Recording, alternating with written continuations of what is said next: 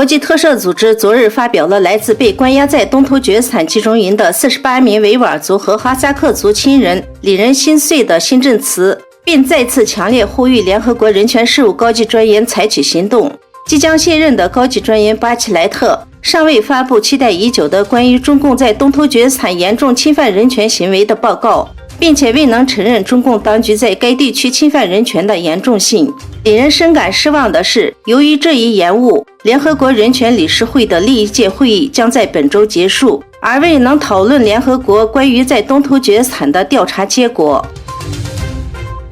在加尔基斯坦举行的摔跤比赛中，获得金牌的维吾尔少年欧马尔将奖牌献给了7月5日乌鲁木齐大屠杀的烈士。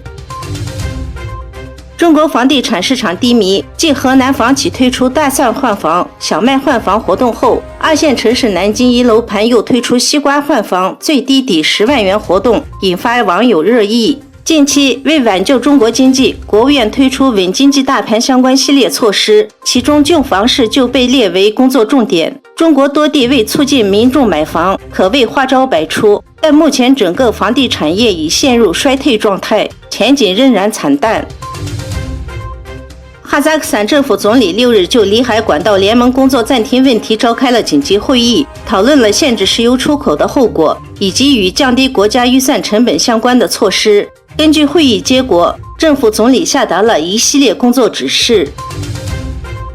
英国首相约翰逊周三与一批内阁高层官员会面后表示拒绝辞职。英国政府内阁包括财政大臣与卫生大臣在内的内阁大臣相继辞职。保守党内要求约翰逊下台的浪声再起，工党也呼吁他提前举行大选。周三，一批内阁官员到首相府要求首相约翰逊辞职，使约翰逊面临更大压力。